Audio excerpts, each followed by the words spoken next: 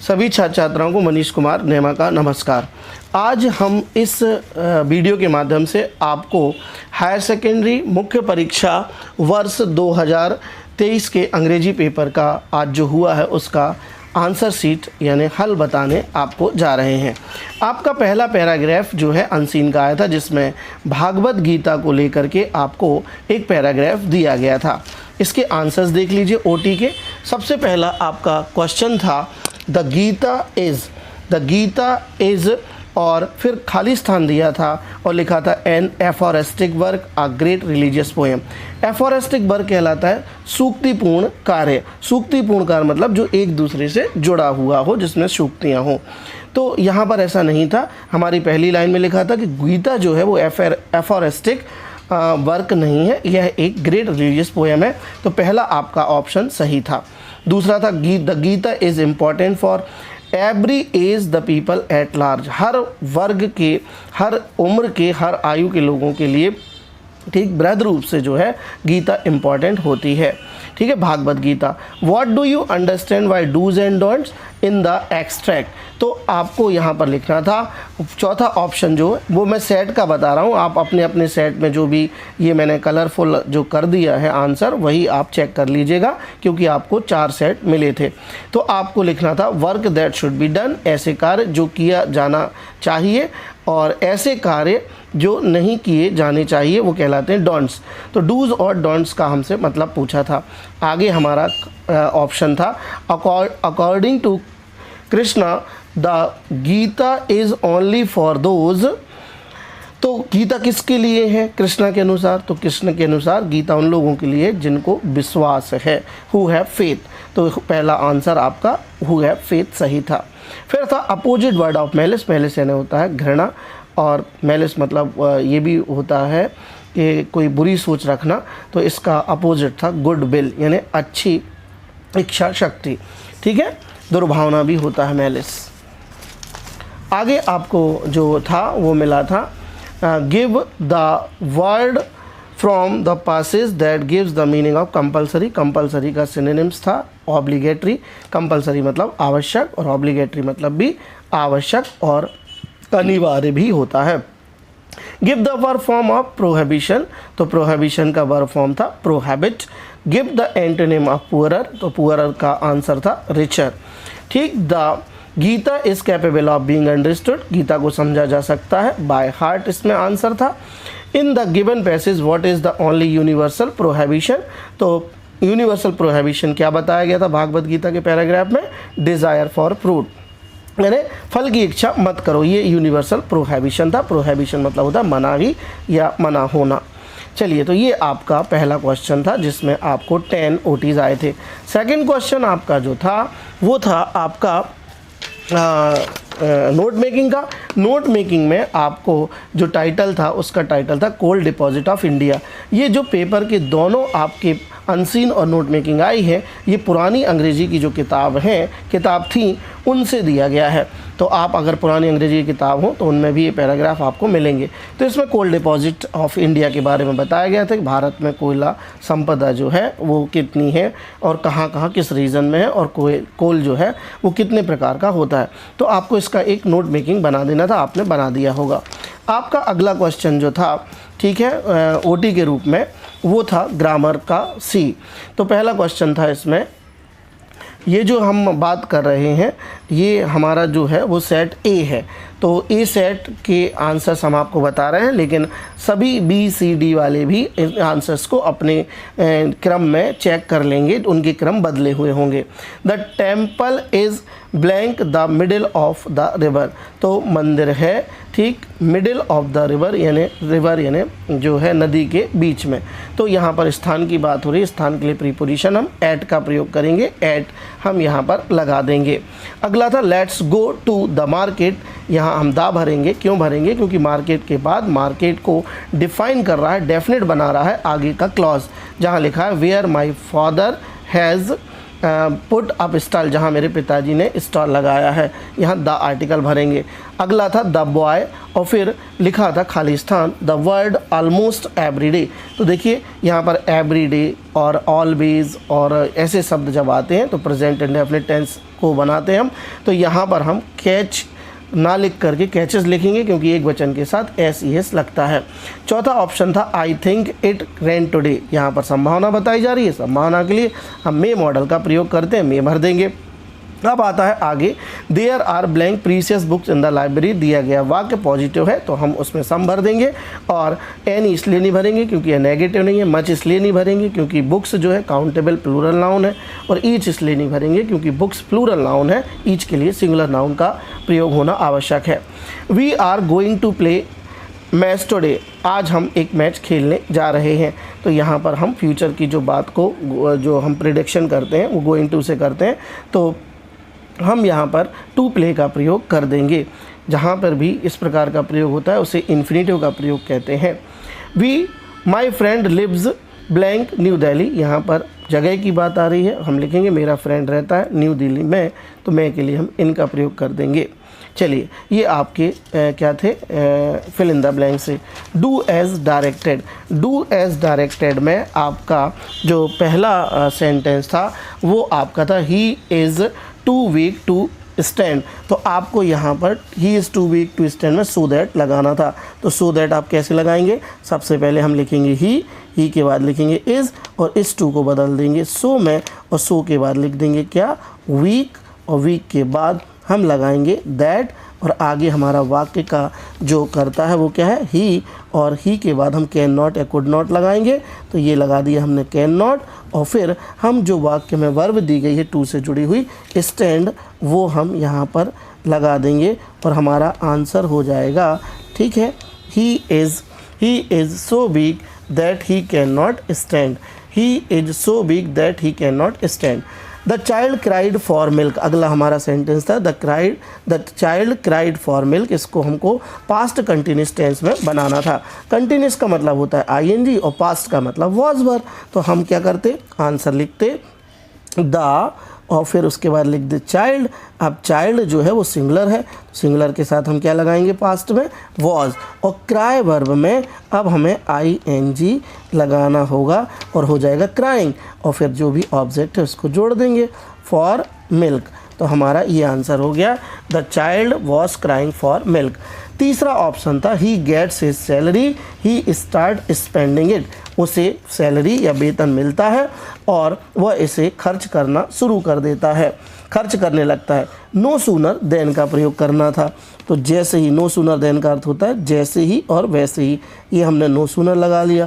तो जैसे ही उसे सैलरी मिलती है, तो नो सूनर के बाद हमें मालूम पता था, मैंने आपको बताया था कि जब भी हम नो सूनर लगाते हैं तो नो सूनर के बाद हमें सहायक क्रिया लगानी होती है। सहायक क्रिया कौन सी लगाएंगे, डज। क्यों लगाएंगे, क्योंकि हमारी जो वर्ब हैं देखिए उनमें एस ई एस जुड़ा है।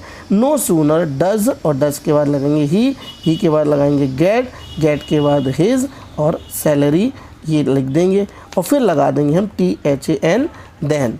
ठीक है, आपको ये दिखाई दे रहा है देन। ठीक, और इसके बाद जो दूसरा सेंटेंस है उसको लिख देंगे देन ही, सॉरी मैं आपको प्रयास कर रहा हूँ बताने का,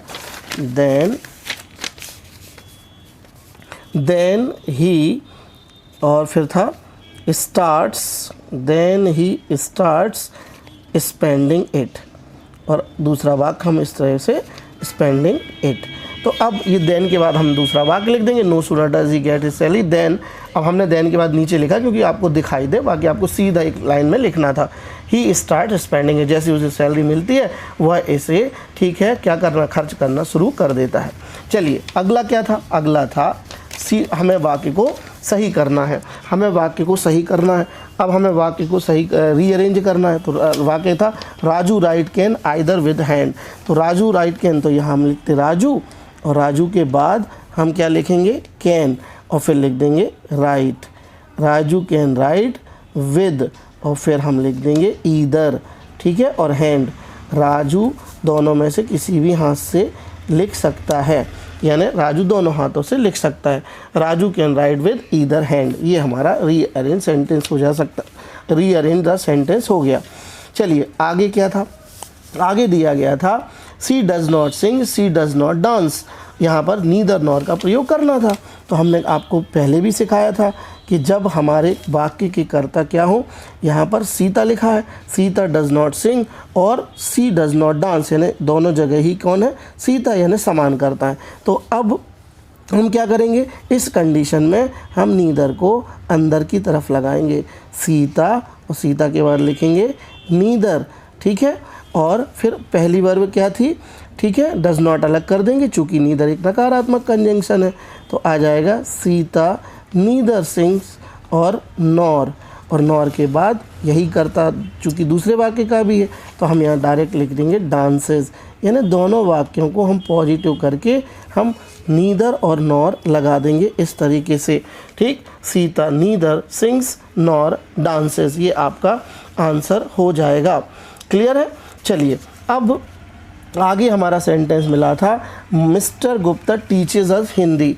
mister Gupta teaches us Hindi, इसमें पैसिव वॉइस बनाना था, तो हम हिंदी को कहाँ लिखेंगे, आगे, ठीक है। अब चूँकि वर्ब फर्स्ट फॉर्म में है तो क्या लगा देंगे, इज़, हिंदी इज़, और फिर क्या हो जाएगा टॉट, और फिर हो जाएगा बाय, और फिर हो जाएगा मिस्टर, और फिर हो जाएगा गुप्ता, ठीक। अब हमें लिख देना है इसके बाद टू अस, जो हमारा अस बचा है उसको टू के स्टूल पर बिठालकर ही कहते हैं हम इसको, और अस जोड़ देंगे, ठीक है।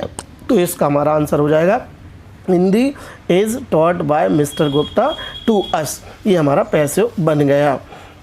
चलिए अगर आप ऐसा भी लिखाए होंगे कि Hindi is taught to us by Mr Gupta, तो भी सही है, ये दोनों ऑब्जेक्ट हैं, इनको आगे पीछे लिखा जा सकता है। अंतिम था if they do not work properly they will be punished. यदि वे अच्छे से काम नहीं करेंगे तो उन्हें क्या किया जाएगा, पनिश्ड किया जाएगा, सज़ा दी जाएगी। अब हमें इसको क्या करना था, रीराइट यूजिंग अनलेस। चलिए अनलेस लगा देते हैं। अनलेस एक नकारात्मक कंजंक्शन है, तो जो वाक्य में दूसरी नकारात्मकता आई है उसको हटा देंगे, तो अनलेस दे वर्क प्रॉपरली, तो पहला सेंटेंस हो गया अनलेस, और फिर लिख दिया हमने दे वर्क प्रॉपरली, ठीक है। तो ये हमने ऐसा लिख दिया। तो अब इसका अर्थ हो गया यदि वे अच्छे से कार्य नहीं करेंगे तो ये कॉमा लगा देंगे, दे विल बी पनिश्ड, और सेकंड सेंटेंस जोड़ देंगे दे विल और वी, और फिर लिख देंगे पनिश्ड। तो हमारा आंसर हो गया ये कि unless they work properly they will be punished, यदि वे अच्छे से कार्य नहीं करेंगे तो उन्हें सज़ा दी जाएगी। एक ही लाइन में लिखना है, यहाँ जगह आपको दिखे अच्छे से, इसलिए मैं यहाँ लिख रहा हूँ। तो unless they work properly they will be punished. तो ये हमारे पहला, ये हमारा दूसरा, ये हमारा तीसरा, ये हमारा चौथा, पाँचवा, छठवां और सातवां, ये सातों आपके जो हैं आपके ग्रामर के जो ऑप्शंस थे डू एज डायरेक्टेड के, उनके आंसर्स हैं। आप चाहें तो इसका एक स्क्रीनशॉट भी ले सकते हैं। इन 7 का आप एक स्क्रीनशॉट ले करके अब आप तय कर सकते हैं कि आपने परीक्षा में कितना सही किया है। चलिए स्क्रीनशॉट ले लीजिए। अब आते हैं हम आगे की तरफ हम बढ़ेंगे। तो अब हमारे क्वेश्चन पेपर में हमें मिला था एक पैराग्राफ जो कि हमारे जो फ्लेमिंगो बुक थी उससे आया था। हम डायरेक्ट आंसर्स पर चलते हैं। दिया गया पैराग्राफ डीप वाटर का था जिसे विलियम डगलस ने लिखा था, और हमसे पूछा गया था कि name the author of the above extract. इसका एक्सट्रैक्ट जो है उसके ऑथर कौन है, लेखक कौन है, तो वो है William Douglas. According to the extract what is the name of the river, तो रिवर का नाम याकीमा था, और जिस पूल में उन्हें पटक दिया था एक बच्चे बुली ने, ठीक है, एक बड़े उनकी उम्र से ज़्यादा बच्चे ने, वो पूल का नाम था YMCA। क्लियर है। चलिए तो ये ऑप्शन इसके सही थे। आगे देखें आप, the author speaks about the miss adventure when he was. अब देखिए जब उसके साथ मिस एडवेंचर हुआ तो उसने जो इस मिस एडवेंचर ऑथर ने बताया था तो वो कितने साल का था, तो यहाँ पर देखिए, यहाँ पर लिखा था व्हेन इट हैड हैपेंड, ये देखिए sorry, it had happened when I was 10 और 11 ईयर्स ओल्ड, यानी जब 10 और 11 साल का था ऑथर, तब यहाँ उसके साथ यह मिस एडवेंचर हुआ था। तो हमारा ये ऑप्शन बिल्कुल सही है। ठीक है। Find a word from the extract which means dangerous. अब यहाँ डेंजरस यानी खतरनाक का आपको पर्यायवाची शब्द बचाना है। तो यहाँ ग्रेजुअल है, ट्रैकियस है और डीप है और शॉलो, तो इसका ये आंसर बिल्कुल सही है। सिनोनिम्स ऑफ ग्रेजुअल, तो ग्रेजुअल का सिनोनिम्स होता है जेंटल। तो ये आपके आंसर इसमें सही थे। फिर आपको एक एक्सट्रैक्ट आया था, जो एक्सट्रैक्ट दिया गया था आपको, ठीक, थिंग ऑफ ब्यूटी से, जो जॉन कीट्स ने लिखा था। तो आप इसके आंसर्स देखिए। What moves the pall away from our dark sprite, what moves the pall away from our dark spirit, तो ये हमारी जो डार्क स्प्रिट है, मतलब हमारे दुखों से कौन सी चीज़ हमको दूर रखती है। तो कोई भी शेप में ब्यूटी हो, ठीक है, वह हमारे शेप को दूर रखती है। क्लियर है?